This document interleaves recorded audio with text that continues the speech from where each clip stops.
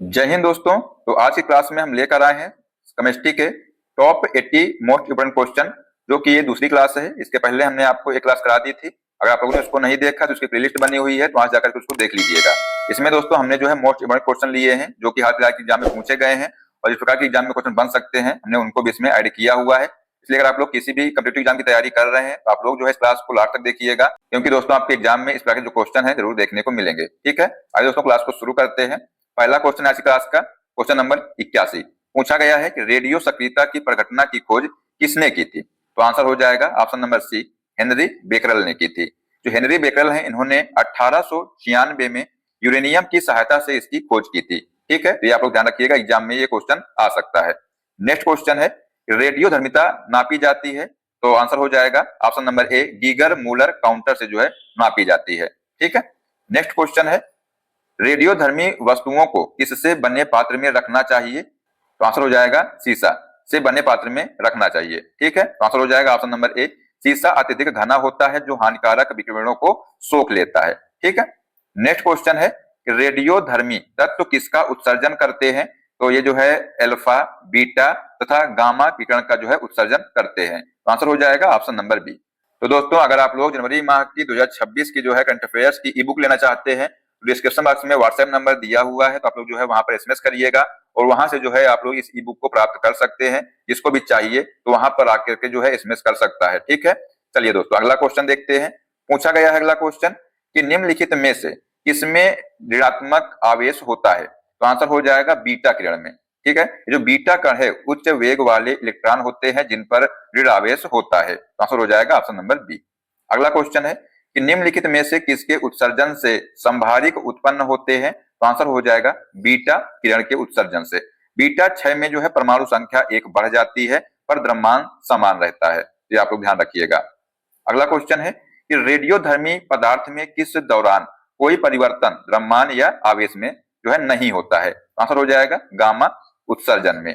ठीक है, next question है कि अल्फा, बीटा तथा गामा की वेदन शक्तियों का अवरोही क्रम क्या होगा। अवरोही क्रम मतलब घटते क्रम।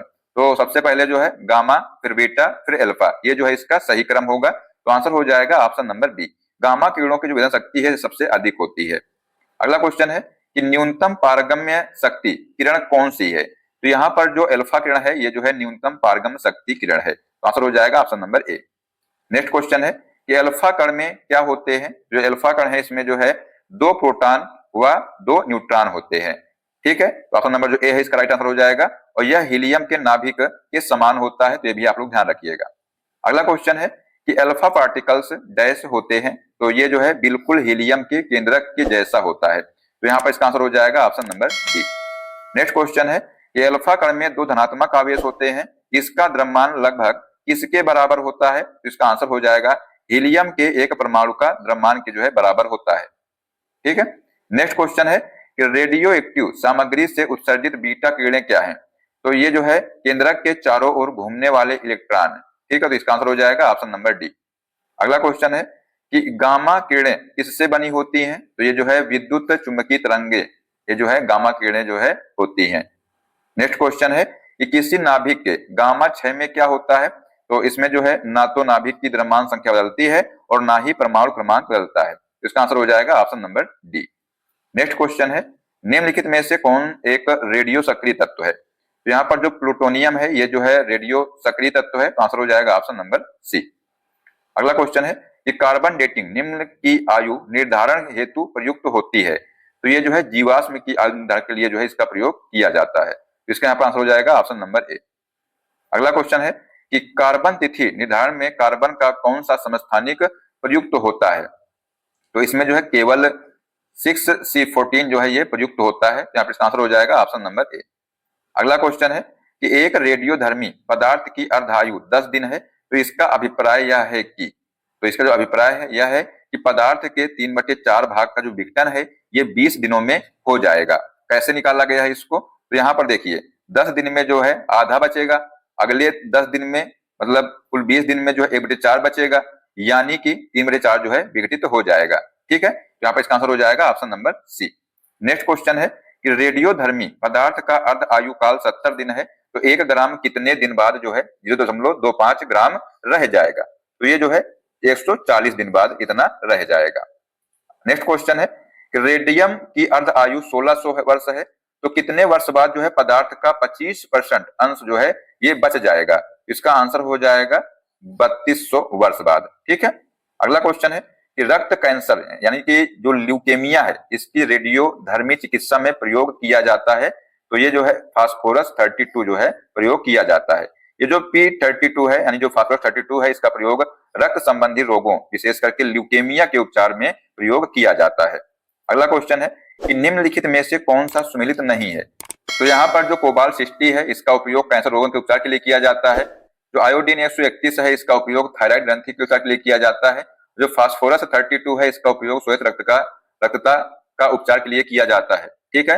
लेकिन यहाँ पर जो गोल्ड 198 है इसका उपयोग रेटिना दोषों के उपचार के लिए नहीं किया जाता है। तो यहाँ पर पूछा गया था कि कौन सा जो है सही सुमेलित नहीं है, तो आंसर हो जाएगा बेटा ऑप्शन नंबर डी। ठीक है, ये जो है सुमेलित नहीं है। चलिए नेक्स्ट क्वेश्चन की बात करते हैं। पूछा गया है कि कोबाल्ट 60 आमतौर पर विकिरण चिकित्सा में प्रमुख होता है क्योंकि यह उत्सर्जित करता है। बताइए क्या होगा इसका आंसर? तो क्योंकि जो है यह गामा किरण का उत्सर्जन करता है। ठीक है, यहाँ पर इसका आंसर हो जाएगा option number C.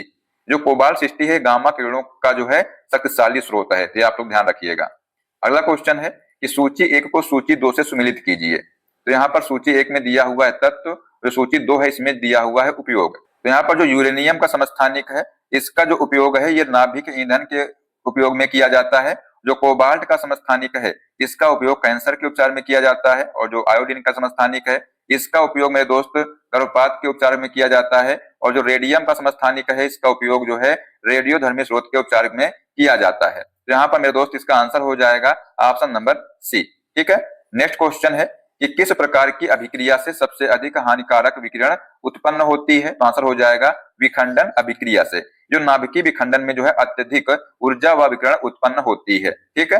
Next question है कि परमाणु विखंडन डैश की प्रक्रिया है। तो ये जो है आंसर हो जाएगा इसका ऑप्शन नंबर बी। एक भारी परमाणु नाभिक के खंडन की प्रक्रिया है ये। और जो भारी नाभिक है ये टूट करके हल्के नाभिक बनाते हैं, उसे जो है विखंडन कहते हैं। तो आंसर हो जाएगा ऑप्शन नंबर बी। अगला क्वेश्चन है कि नीचे एक कथन और एक कारण दिया हुआ है। यहाँ पर जो कथन ए दिया है इसमें कहा गया है कि परमाणु विखंडन की घटना अत्यधिक ऊर्जा उत्पन्न करती है, तो ये सही है। कारण जो आ रहा है इसमें कहा गया है कि वह प्रक्रिया जिसमें एक नाभिक 2 भागों में टूट जाता है परमाणु विखंडन कहलाती है, तो ये भी सही है। तो यहाँ पर जो दिया हुआ है कि ए और आर दोनों सही है, आर सही व्याख्या है, ये जो है गलत है। यहाँ पर दोस्तों जो ए और आर दोनों सही है और जो आर व्याख्या नहीं करता है, तो ये जो है इसका राइट आंसर हो जाएगा, क्योंकि जो आर है ये ए की व्याख्या नहीं करता है। मतलब जो विखंडन की परिभाषा तो सही है पर उस ऊर्जा जो है उत्पादन की जो व्याख्या ये नहीं करता है। ठीक है।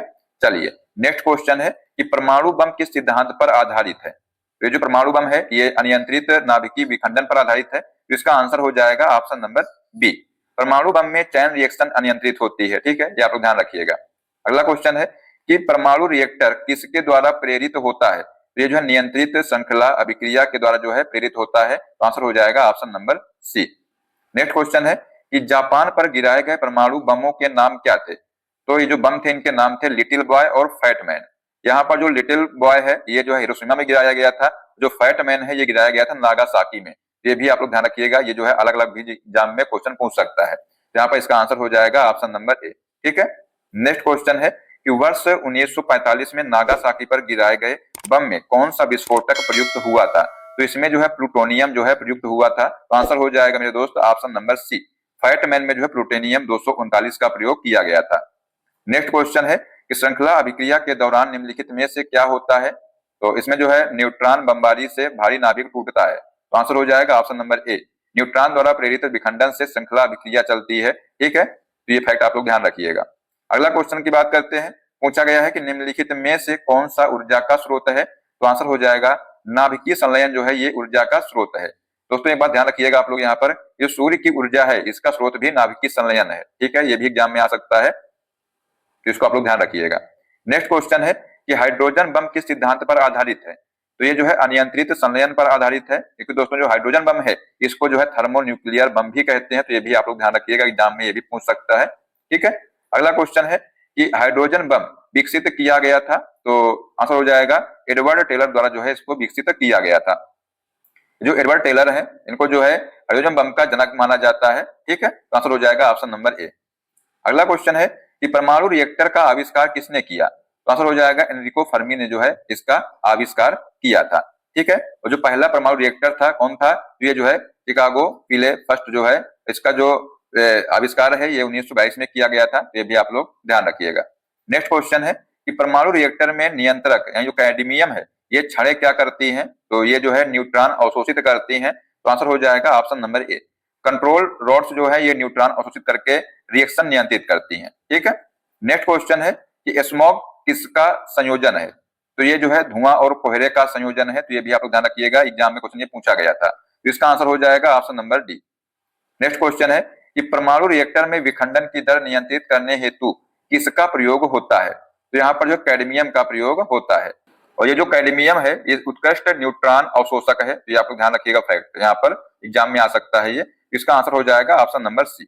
अगला क्वेश्चन है कि नाभिकीय रिएक्टर की मूल प्रक्रिया क्या है? तो ये जो नाभिकीय रिएक्टर है मेरे दोस्त, इसमें मूल प्रक्रिया है ये विखंडन है। क्या है? विखंडन दोस्तों है। और वर्तमान परमाणु रिएक्टर विखंडन पर आधारित है। तो ये भी आप लोग यहाँ पर ध्यान रखिएगा। नेक्स्ट क्वेश्चन है कि चिली सीरा किसका सामान्य नाम है? तो ये जो चिली सीरा है ये जो है सोडियम नाइट्रेट का सामान्य नाम है। सोडियम नाइट्रेट का उपयोग मुख्य रूप से उर्वरक और रॉकेट प्रोपेलेंट में भी किया जाता है। दोस्तों अगर आपसे पूछ लिया जाए कि जो सोडियम नाइट्रेट है इसका सूत्र क्या होता है? तो ये होता है NaNO3। ठीक है, तो ये आप लोग ध्यान रखिएगा। इसका आंसर हो जाएगा ऑप्शन नंबर बी। अगला क्वेश्चन है कि कॉस्टिक सोडा का रासायनिक नाम डैश है? तो जो कॉस्टिक सोडा है इसका जो रासायनिक नाम है ये सोडियम हाइड्रोक्साइड है। तो दोस्तों अगर आपसे पूछा जाए जो ये सोडियम हाइड्रोक्साइड है इसका सूत्र क्या होता है? ये होता है NaOH। ठीक है, इसको जो है दाहक सोडा भी कहते हैं और इसका उपयोग साबुन तथा कागज उद्योग में होता है। ठीक है, ये आप लोग ध्यान रखिएगा।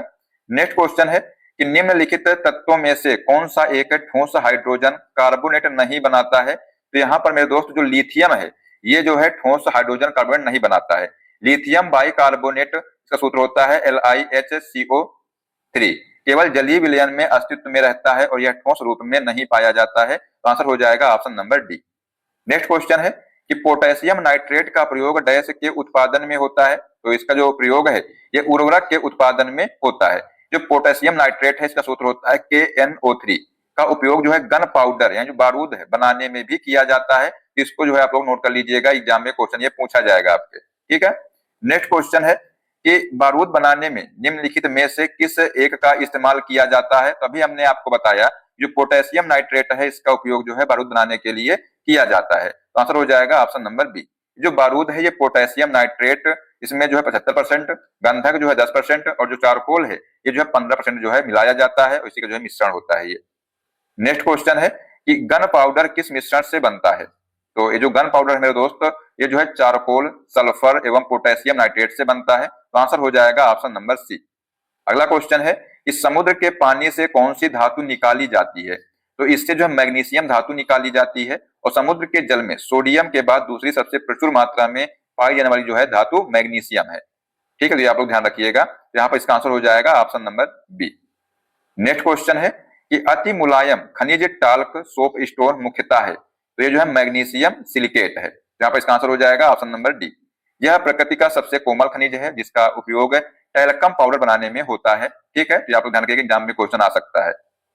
नेक्स्ट क्वेश्चन है कि निम्नलिखित में से किस एक पदार्थ का उपयोग रंगाई तथा चर्म उद्योग में जो है रंग बंधक के रूप में किया जाता है? तो आंसर हो जाएगा मैग्नीशियम सल्फेट का उपयोग किया जाता है। यहाँ पर इसका आंसर हो जाएगा ऑप्शन नंबर डी। अगला क्वेश्चन है कि मिल्क ऑफ मैग्नीशिया के रूप में बाजार में लाए जा रहे प्रति अम्ल का मुख्य तत्व क्या है? तो ये जो है MgOH का होल ट्वाइस। यह पेंट की अम्लता को दूर करने के लिए एंटासिड के रूप में उपयोग किया जाता है। ठीक है, ये आप लोग ध्यान रखिएगा। यहाँ पर इसका आंसर हो जाएगा ऑप्शन नंबर सी। अगला क्वेश्चन है कि मिल्क ऑफ मैग्नीशिया का प्रयोग किस प्रकार किया जाता है? तो इसका जो प्रयोग है ये लैक्सेटिव के जो है रूप में किया जाता है। इसका आंसर हो जाएगा ऑप्शन नंबर ए। अगला क्वेश्चन है कि एप्सम क्या है? कि एप्सम जो है लवण इसका यौगिक है। किसका यौगिक है ये? तो ये जो है मैग्नीशियम का यौगिक है। तो आंसर हो जाएगा option number B. Next question है कि पृथ्वी की पपड़ी में सबसे ज्यादा पाया जाने वाला धातु कौन सा है? आसान प्रश्न है, तो आंसर हो जाएगा एल्यूमिनियम। ठीक है, पृथ्वी की जो भूपटपटी है इसमें जो है ऑक्सीजन सबसे अधिक तत्व है और जबकि जो एल्यूमिनियम है ये सबसे अधिक धातु है। तो ये जो है आप लोग ध्यान रखिएगा, ये एग्जाम में हमेशा जो है पूछा जाता है ये। इसका आंसर हो जाएगा option number C. Next question है कि बॉक्साइड अयस्क है, बताइए ये जो बॉक्साइड है ये किसका अयस्क है? तो आंसर हो जाएगा एल्यूमिनियम का जो है ये अयस्क है। नेक्स्ट क्वेश्चन है कि क्रायोलाइट किस धातु का अयस्क है? तो ये जो है एल्यूमिनियम का अयस्क है क्रायोलाइट। ये भी आप लोग ध्यान रखिएगा, आंसर हो जाएगा ऑप्शन नंबर डी। अगला क्वेश्चन है कि किस उद्योग द्वारा बॉक्साइड कच्चे माल के तौर पर इस्तेमाल किया जाता है? तो आंसर हो जाएगा एल्यूमिनियम। नेक्स्ट क्वेश्चन है कि यद्यपि भूपटल में एल्यूमिनियम की मात्रा लोहे से अधिक है, फिर भी जो है एल्यूमिनियम लोहे से महंगा है, क्योंकि दोस्तों एल्यूमिनियम लोहे की अपेक्षा अधिक प्रयुक्त होता है, ये गलत है। एल्यूमिनियम लोहे की अपेक्षा अधिक मिश्र धातु बनाता है, ये भी गलत है। एल्यूमिनियम निर्मित उपकरणों की मांग लोहे के उपकरणों से अधिक है, ये भी गलत है। तो यहाँ पर जो एल्यूमिनियम उत्पादन की धात्विक विधियां लोहे की अपेक्षा अधिक खर्चीली हैं, तो ये जो है इसका आंसर हो जाएगा, ठीक है, इसलिए जो है ये अधिक महंगा है। आंसर हो जाएगा option number D. Next question है कि एल्यूमिनियम के संबंध में निम्नलिखित में से कौन सा कथन सही नहीं है? तो यहाँ पर जो एल्यूमिनियम हाइड्रोक्साइड प्रकृति से एम्फोटेरिक होता है, तो ये सही है। एल्यूमिनियम प्रकृति में स्वतंत्र अवस्था में रहता है, तो ये यहाँ पर गलत है, ठीक है। पूछा गया था कि कौन सा कथन जो है सही नहीं है, जो ऑप्शन नंबर बी है ये जो है इसका आंसर हो जाएगा। बाकी जो नाइट्रिक अम्ल एल्यूमिनियम पर कोई प्रभाव नहीं डालता है, तो ये भी सही है। गर्म सांद्र गंध काम्ल एल्यूमिनियम के साथ SO2 देता है, तो ये भी सही है। तो यहाँ पर जो ऑप्शन नंबर बी है ये जो है सही नहीं है, ठीक है। एल्यूमिनियम अत्यधिक क्रियाशील होने के कारण जो है कभी भी मुक्त अवस्था में नहीं पाया जाता है, ठीक है। चलिए नेक्स्ट क्वेश्चन है कि रक्त स्राव को रोकने के लिए आमतौर पर किस एल्यूमिनियम लवण का प्रयोग किया जाता है? तो इसके लिए जो है पोटास एलम का प्रयोग किया जाता है। लेकिन दोस्तों कई बार पूछा गया है एग्जाम में, जो फिटकरी है मतलब जो पोटास एलम है इसका जो सूत्र क्या होता है? तो आप लोग इसको अच्छे से याद रख लीजिएगा, K2SO4.Al2SO4 का होल थराइज डॉट 24H2O, ये जो है इसका सूत्र होता है। ये जो है काफी बार एग्जाम में पूछा भी गया है, इसलिए जो है आप लोग इसको अच्छे से याद कर लीजिएगा, ठीक है। चलिए अगला क्वेश्चन है कि जल शोधन के लिए निम्नलिखित में से किसका प्रयोग किया जाता है? तो आंसर हो जाएगा एलम का जो है मतलब फिटकरी है इसका प्रयोग इसमें किया जाता है। आंसर हो जाएगा ऑप्शन नंबर सी। अगला क्वेश्चन है कि निम्नलिखित में से किस यौगिक का उपयोग अग्निरोधक कपड़ा बनाने में किया जाता है? यहाँ पर इसका आंसर हो जाएगा एल्यूमिनियम सल्फेट का उपयोग किया जाता है। अगला क्वेश्चन है जियोलाइट क्या है? बताइए। ये जो जियोलाइट है ये हाइड्रेटेड सोडियम एल्यूमिनियम सिलिकेट है, तो यहाँ पर इसका आंसर हो जाएगा ऑप्शन नंबर बी। इसका जो उपयोग है जल की कठोरता दूर करने के लिए किया जाता है, ये आप लोग ध्यान रखिएगा। अगला क्वेश्चन है कि पसीना रोधी पदार्थों में सामान्यतः निम्नलिखित में से क्या होता है? तो इसमें जो है एल्यूमिनियम यौगिक होता है, यहाँ पर इसका आंसर हो जाएगा ऑप्शन नंबर ए। अगला क्वेश्चन है कि एल्यूमिनियम नाइट्राइड का रासायनिक सूत्र क्या है? तो इसका जो रासायनिक सूत्र है ये होता है ALN, ठीक है। चलिए नेक्स्ट क्वेश्चन है कि प्लास्टर ऑफ पेरिस का जो रासायनिक सूत्र है ये क्या होता है? तो आंसर हो जाएगा 2CaSO4.H2O, ये जो है प्लास्टर ऑफ पेरिस का रासायनिक सूत्र होता है, ठीक है। अगला क्वेश्चन है कि प्लास्टर ऑफ पेरिस का जो रासायनिक नाम है ये क्या होता है? तो ये जो है कैल्शियम सल्फेट हाइड्रेट होता है, यहाँ पर इसका आंसर हो जाएगा ऑप्शन नंबर सी। अगला क्वेश्चन है कि टूटी हड्डियों को जोड़ने के लिए निम्नलिखित में से किसका प्रयोग किया जाता है? तो यहाँ पर जो प्लास्टर ऑफ पेरिस का उपयोग किया जाता है, इसका यहाँ पर आंसर हो जाएगा ऑप्शन नंबर डी। अगला क्वेश्चन है कि एम्फोटेरिक यानी कि उभयधर्मी पदार्थ किस रूप में क्रिया करता है? ये जो है अम्ल और क्षार दोनों में जो है क्रिया करता है। एल्यूमिनियम जो ऑक्साइड है Al2O3 और जो जिंक ऑक्साइड ZnO ये प्रमुख उभयधर्मी ऑक्साइड हैं, ठीक है। इसका आंसर हो जाएगा option number C. Next question है कि यदि एक पदार्थ का pH मान 7 से कम होता है तो इसे माना जाएगा, तो इसको जो है एसिड तेजाब माना जाएगा। बात करते हैं pH स्केल की, तो इसकी जो खोज है ये सोरेनसन ने किया था, ये एग्जाम में कई बार पूछा गया है, ठीक है। जब pH अगर 7 से कम है तो जो है अम्लीय होगा, pH अगर 7 के बराबर है तो उदासीन होगा, और जो pH 7 से अधिक है तो जो है क्षारीय होगा। तो ये आप लोग ध्यान रखिएगा, ठीक है। यहाँ पर इसका आंसर हो जाएगा ऑप्शन नंबर सी। अगला क्वेश्चन है कि अम्ल वर्षा का pH मान कितना होता है? तो आंसर हो जाएगा 5.5 या उससे कम होता है, ठीक है। नेक्स्ट क्वेश्चन है बहुआसुत जल के एक नमूने का pH मान क्या होता है? ये जो है 7 के अति निकट होता है, क्योंकि दोस्तों जो शुद्ध जल है ये उदासीन होता है, लेकिन हवा की कार्बन डाइऑक्साइड घुलने के कारण जो है यह हल्का अम्लीय हो सकता है, ठीक है। चलिए नेक्स्ट क्वेश्चन है कि मानव रक्त के pH का अनुमानित मान क्या है? इसका आंसर हो जाएगा 7.4 होता है, ठीक है। ये भी जो है एग्जाम में कई बार पूछा गया है। तो जो मानव रक्त होता है ये हल्का क्षारीय होता है, ठीक है। चलिए नेक्स्ट क्वेश्चन है कि जलीय घोल में निम्नलिखित में से कौन सा सबसे अधिक प्रबल क्षारक है। तो यहाँ पर जो डाई एथिलमाइन है ये जो है अधिक प्रबल क्षारक है, तो आंसर हो जाएगा ऑप्शन नंबर डी। चलिए अगला क्वेश्चन है कि निम्नलिखित में से किस अम्ल में क्षारकता 3 है। तो आंसर हो जाएगा फास्फोरिक अम्ल में जो है क्षारकता 3 है। क्षारकता का जो अर्थ होता है अम्ल के एक अणु में विस्थापन योग्य हाइड्रोजन परमाणुओं की संख्या। ठीक है, चलिए नेक्स्ट क्वेश्चन है कि निम्नलिखित में से कौन सा प्रबल विद्युत अपघट्य है। तो आंसर हो जाएगा option number A hydrochloric acid. ये जो है प्रबल विद्युत अपघट्य है। प्रबल विद्युत अपघट्य वे पदार्थ हैं जो जलीय विलयन में पूरी तरह आयनित हो जाते हैं। ठीक है, इसका आंसर हो जाएगा ऑप्शन नंबर ए।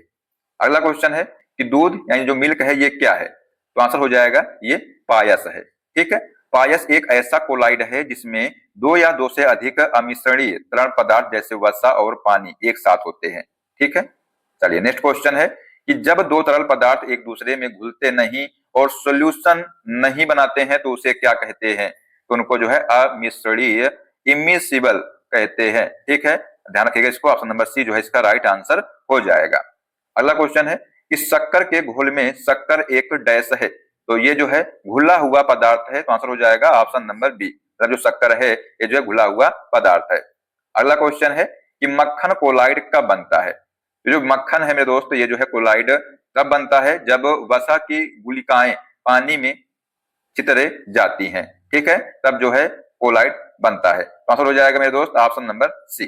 ठीक है, तो ये दोस्तों हमने जो है आज क्लास में पूरे जो है 160 क्वेश्चन कर लिए हैं। ठीक है, तो आप लोग जो है इनको अच्छे से तैयार कर लीजिएगा क्योंकि आपके एग्जाम में जो है यहाँ से क्वेश्चन जरूर देखने को मिलेंगे। अब आइए दोस्तों आपको क्वेश्चन देते हैं। क्वेश्चन है कि एक सोल किसका कोलाइडी विलयन होता है। ऑप्शन है द्रव में द्रव का, द्रव में ठोस का, ठोस में गैस का या ठोस में ठोस का। तो दोस्तों इसका जो आंसर है बताइए आप लोग कमेंट बॉक्स में, देखते हैं कौन बच्चा जो है इसका सबसे पहले आंसर दे पाता है। तो दोस्तों आशा करते हैं कि आपको क्लास पसंद आई होगी और अगर आपको क्लास पसंद आई तो इसको लाइक कर दीजिएगा, साथ में दोस्तों को मैं शेयर कर दीजिएगा। और दोस्तों अगर आप लोग इस क्लास की पीडीएफ चाहते हैं डिस्क्रिप्शन में टेलीग्राम लिंक दिया हुआ है, उसको ज्वाइन कर लीजिएगा और वहां से जो है आप लोग इस क्लास की पीडीएफ को डाउनलोड कर सकते हैं। ठीक है, मिलते हैं नेक्स्ट क्लास में। जय हिंद, जय भारत, वंदे मातरम।